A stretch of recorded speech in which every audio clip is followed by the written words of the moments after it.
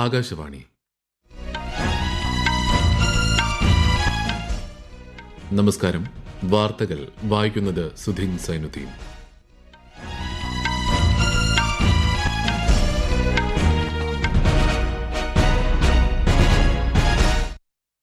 പ്രധാന വാർത്തകൾ. വസുധൈവ കുടുംബകം സാർവത്രിക മനുഷ്യാവകാശങ്ങളുടെ ആശയത്തെ പ്രതിഫലിപ്പിക്കുന്നതായി രാഷ്ട്രപതി ദ്രൗപദി മുർമു.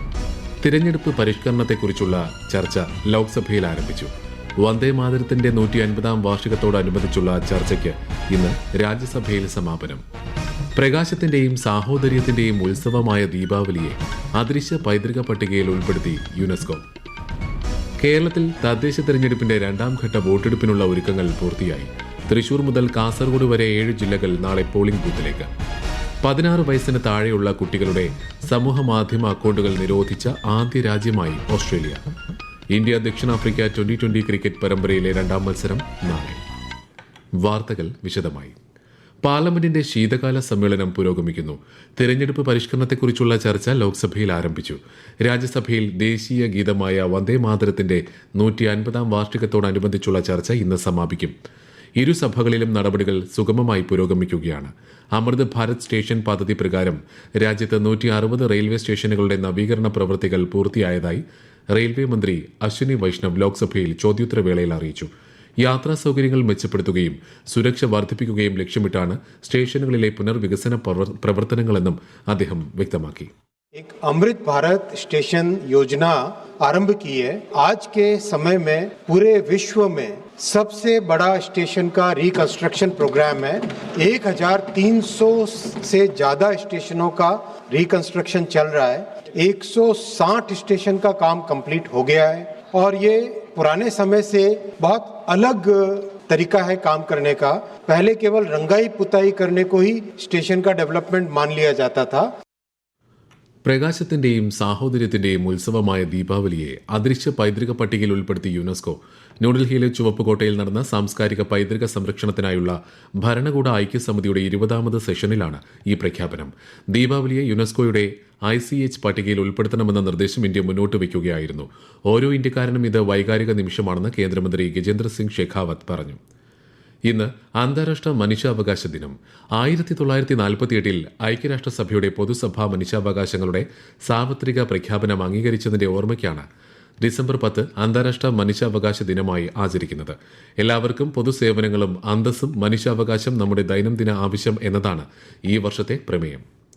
വസുധൈവ കുടുംബകം സാർവത്രിക മനുഷ്യാവകാശങ്ങളുടെ ആശയത്തെ പ്രതിഫലിപ്പിക്കുന്നതായി രാഷ്ട്രപതി ദ്രൗപദി മുർമു. ന്യൂഡൽഹിയിലെ ഭാരത് മണ്ഡപത്തിൽ ലോക മനുഷ്യാവകാശ ദിനാചരണ പരിപാടിയിൽ സംസാരിക്കുകയായിരുന്നു ശ്രീമതി മുർമു.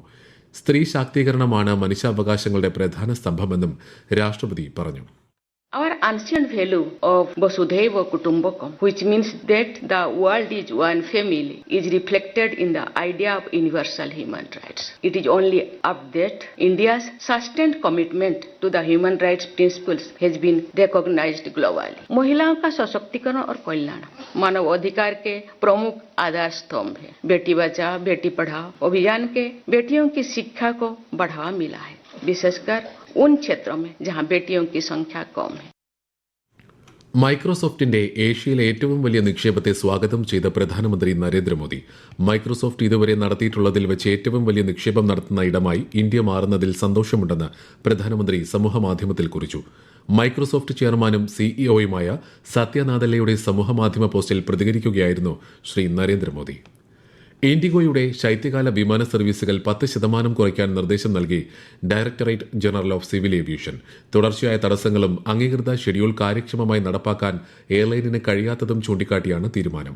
പുതുക്കിയ ഷെഡ്യൂൾ ഇന്ന് വൈകുന്നേരം 5 മണിക്കുള്ളിൽ സമർപ്പിക്കാൻ DGCA നിർദ്ദേശം നൽകിയിട്ടുണ്ട്.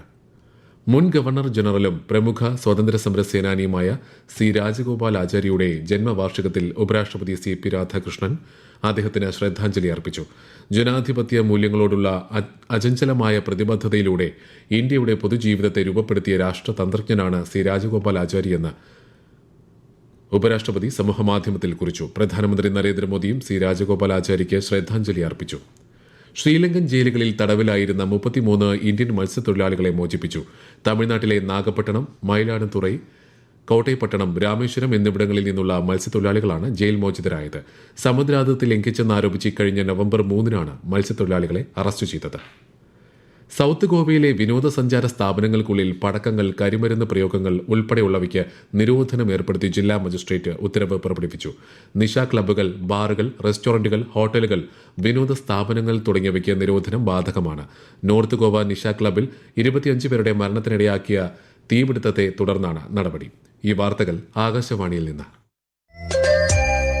ആകാശവാണി വാർത്തകളും വാർത്താ അധിഷ്ഠിത പരിപാടികളും all India radio news Thiruvananthapuram YouTube ചാനലിലും @all India radio news Thiruvananthapuram Facebook പേജിലും AIR ന്യൂസ് തിരുവനന്തപുരം ഇൻസ്റ്റഗ്രാം അക്കൌണ്ടിലും @AIR ന്യൂസ് TVM X ഹാൻഡിലും ലഭ്യമാണ്. 16 വയസ്സിന് താഴെയുള്ള കുട്ടികളുടെ സമൂഹമാധ്യമ അക്കൌണ്ടുകൾ നിരോധിച്ച ആദ്യ രാജ്യമായി ഓസ്ട്രേലിയ. നിരോധനം ലംഘിച്ചാൽ പുതിയ നിയമപ്രകാരം കമ്പനികൾക്ക് $32 മില്യൺ വരെ പിഴ ചുമത്തും. മാതാപിതാക്കളോ കുട്ടികളോ ശിക്ഷിക്കപ്പെടില്ല. ദോഷകരമായ ഉള്ളടക്കത്തിൽ നിന്ന് കുട്ടികളെ സംരക്ഷിക്കുക എന്നതാണ് നിരോധനത്തിന്റെ ലക്ഷ്യമെന്ന് സർക്കാർ വ്യക്തമാക്കി. തീരുവകൾ ചുമത്താനുള്ള തന്റെ അധികാരത്തെ പരിമിതപ്പെടുത്തുന്ന സുപ്രീംകോടതി വിധി ദേശീയ സുരക്ഷയ്ക്ക് ഭീഷണിയാകുമെന്ന് US പ്രസിഡന്റ് ഡൊണാൾഡ് ട്രംപ്. യുഎസിന്റെ സാമ്പത്തിക സുരക്ഷയ്ക്ക് താരിഫുകൾ നിർണായകമാണെന്ന് ട്രംപ് സമൂഹമാധ്യമത്തിൽ കുറിച്ചു. തീരുവകൾ ചുമത്തുന്നതിനെതിരായ ഏതൊരു തീരുമാനവും രാജ്യത്തെ സാമ്പത്തിക സ്ഥിതി വഷളാക്കുമെന്നും US പ്രസിഡന്റ് ചൂണ്ടിക്കാട്ടി. കേരളത്തിലും അന്താരാഷ്ട്ര മനുഷ്യാവകാശ ദിനത്തോടനുബന്ധിച്ച് വിപുലമായ പരിപാടികൾ നടന്നു. സംസ്ഥാന മനുഷ്യാവകാശ കമ്മീഷൻ സംഘടിപ്പിച്ച ദിനാഘോഷം മന്ത്രി P. രാജീവ് തിരുവനന്തപുരത്ത് ഉദ്ഘാടനം ചെയ്തു. പുതിയ കാലഘട്ടത്തിന്റെ വെല്ലുവിളികൾ നേരിടുമ്പോൾ മനുഷ്യാവകാശം എങ്ങനെ സംരക്ഷിക്കാമെന്നതാണ് ചിന്തിക്കേണ്ടതെന്ന് മന്ത്രി പറഞ്ഞു. തദ്ദേശ തെരഞ്ഞെടുപ്പിന്റെ 2ാം ഘട്ട വോട്ടെടുപ്പ് നാളെ നടക്കും.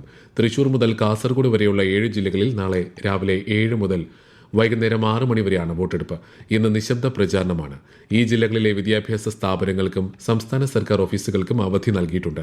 തദ്ദേശ തെരഞ്ഞെടുപ്പിലെ 2 ഘട്ടങ്ങളിലെയും വോട്ടെണ്ണൽ ഈ മാസം 13-ന് നടക്കും. ആലപ്പുഴ മണ്ണഞ്ചേരി ഗ്രാമപഞ്ചായത്ത് അമ്പലക്കടവ് വാർഡിലെ 1ാം പോളിംഗ് ബൂത്തായ മണ്ണഞ്ചേരി ഗവൺമെന്റ് ഹൈസ്കൂളിൽ നാളെ റീപോളിംഗ് നടത്തും. വോട്ടിംഗ് യന്ത്രത്തിലെ തകരാറ് മൂലം ഇന്നലെ വോട്ടെടുപ്പ് പൂർത്തീകരിക്കാൻ കഴിയാത്ത സാഹചര്യത്തിലാണ് സംസ്ഥാന തെരഞ്ഞെടുപ്പ് കമ്മീഷന്റെ തീരുമാനം. 1ാം ഘട്ട വോട്ടെടുപ്പിൽ തിരുവനന്തപുരം മുതൽ എറണാകുളം വരെയുള്ള ജില്ലകളിൽ 70.91% പോളിംഗാണ് രേഖപ്പെടുത്തിയത്. സംസ്ഥാനത്ത് ഇന്നലെ വരെ 2,73,67,000 പരം എന്യൂമറേഷൻ ഫോമുകൾ ഡിജിറ്റൈസ് ചെയ്തതായി മുഖ്യ തെരഞ്ഞെടുപ്പ് ഓഫീസർ രഥൻ യു കേൽക്കർ അറിയിച്ചു. വിതരണം ചെയ്ത ഫോമുകളുടെ 98.26%. ഇന്ത്യ ദക്ഷിണാഫ്രിക്ക T20 പരമ്പരയിലെ 2ാമത്തെ മത്സരം നാളെ. ചണ്ഡീഗഡിൽ രാത്രി 7 മണിക്കാണ് മത്സരം. ഇന്നലെ നടന്ന ആദ്യ മത്സരത്തിൽ 101 റൺസിന് ഇന്ത്യ ദക്ഷിണാഫ്രിക്കയെ പരാജയപ്പെടുത്തി. പരമ്പരയിൽ 5 മത്സരങ്ങളാണ് ഉള്ളത്. 26ാമത് ഹോൺബിൽ മേള ഇന്ന് നാഗാലാൻഡിലെ കിസാമയിൽ സമാപിക്കും. ഉത്സവങ്ങളുടെ ഉത്സവം എന്നറിയപ്പെടുന്ന ഈ മേളയുടെ സമാപനത്തിനായി വൈകിട്ട് 5 മണിക്ക് വർണ്ണാഭമായ ചടങ്ങുകളാണ് ഒരുക്കിയിരിക്കുന്നത്. മാൾട്ട, അയർലൻഡ് എന്നീ രാജ്യങ്ങളുടെ ഇന്ത്യയിലെ ഹൈക്കമ്മീഷണർമാർ സമാപന ചടങ്ങിൽ പങ്കെടുക്കും. നാഗാലാൻഡിന്റെ സാംസ്കാരിക പൈതൃകം ലോകത്തിന് പരിചയപ്പെടുത്തുന്നതിനാണ് എല്ലാ വർഷവും ഡിസംബറിൽ 10 ദിവസത്തെ ഹോൺബിൽ മേള സംഘടിപ്പിക്കുന്നത്. പരീക്ഷാ സമ്മർദ്ദം കുറയ്ക്കുന്നതിന് പ്രധാനമന്ത്രി നരേന്ദ്രമോദി വിദ്യാർത്ഥികളും അധ്യാപകരുമായി സംവദിക്കുന്ന പരീക്ഷാ പേ ചർച്ച പരിപാടിയുടെ 9ാം പതിപ്പിന് മുന്നോടിയായുള്ള ഓൺലൈൻ പ്രശ്നോത്തരി പുരോഗമിക്കുന്നു. 6 മുതൽ 12 വരെ ക്ലാസുകളിലെ വിദ്യാർത്ഥികൾക്കും അധ്യാപകർക്കും രക്ഷിതാക്കൾക്കും MyGov പോർട്ടലിലൂടെ ജനുവരി 11 വരെ മത്സരത്തിൽ പങ്കെടുക്കാം. ഇന്ത്യയ്ക്ക് കൈമാറുന്നതിനെതിരെ ആന്റിവെർപ്പിൽ അറസ്റ്റിലായ ഇന്ത്യൻ വംശജൻ മെഹുൽ ചോക്സി നൽകിയ അപ്പീൽ ബെൽജിയം ഉന്നത കോടതി തള്ളി. ചോക്സിയുടെ ഹർജി പരിഗണിച്ച ബെൽജിയം കോടതി ഇന്ത്യയ്ക്ക് അനുകൂലമായി വിധിക്കുകയും ചെയ്തു. അറസ്റ്റിലായതിനെ തുടർന്ന് ഈ വർഷം ഏപ്രിൽ മുതൽ ആന്റിവെർപ്പിലെ ജയിലിലാണ് ചോക്സി. FIH ഹോക്കി ജൂനിയർ വനിതാ ലോകകപ്പ് യോഗ്യതാ മത്സരത്തിൽ ഉറുഗ്വേയെ പരാജയപ്പെടുത്തി ഇന്ത്യ. സാന്റിയാഗോയിൽ നടന്ന മത്സരത്തിൽ ഓരോ ഗോൾ നേടി സമനിലയിൽ അവസാനിച്ച കളിയിൽ ഷൂട്ടൌട്ടിലൂടെ 1-3 ഗോളുകൾക്കാണ് ഇന്ത്യ വിജയിച്ചത്. പ്രധാന വാർത്തകൾ വീണ്ടും. വാസുധൈവ കുടുംബകം സാർവത്രിക മനുഷ്യാവകാശങ്ങളുടെ ആശയത്തെ പ്രതിഫലിപ്പിക്കുന്നതായി രാഷ്ട്രപതി ദ്രൗപദി മുർമു. തിരഞ്ഞെടുപ്പ് പരിഷ്കരണത്തെക്കുറിച്ചുള്ള ചർച്ച ലോക്സഭയിൽ ആരംഭിച്ചു. വന്ദേ മാതരത്തിന്റെ 150ാം വാർഷികത്തോടനുബന്ധിച്ചുള്ള ചർച്ചയ്ക്ക് ഇന്ന് രാജ്യസഭയിൽ സമാപനം. പ്രകാശത്തിന്റെയും സാഹോദര്യത്തിന്റെയും ഉത്സവമായ ദീപാവലിയെ അദൃശ്യ പൈതൃക പട്ടികയിൽ ഉൾപ്പെടുത്തി യുനെസ്കോ. കേരളത്തിൽ തദ്ദേശ തെരഞ്ഞെടുപ്പിന്റെ 2ാം ഘട്ട വോട്ടെടുപ്പിനുള്ള ഒരുക്കങ്ങൾ പൂർത്തിയായി. തൃശൂർ മുതൽ കാസർഗോഡ് വരെ 7 ജില്ലകൾ നാളെ പോളിംഗ് ബൂത്തിലേക്ക്. 16 വയസ്സിന് താഴെയുള്ള കുട്ടികളുടെ സമൂഹമാധ്യമ അക്കൌണ്ടുകൾ നിരോധിച്ച ആദ്യ രാജ്യമായി ഓസ്ട്രേലിയ. ഇന്ത്യ ദക്ഷിണാഫ്രിക്ക T20 ക്രിക്കറ്റ് പരമ്പരയിലെ 2ാം മത്സരം നാളെ. വാർത്തകൾ കഴിഞ്ഞു. അടുത്ത വാർത്താ പ്രക്ഷേപണം വൈകിട്ട് 6:30.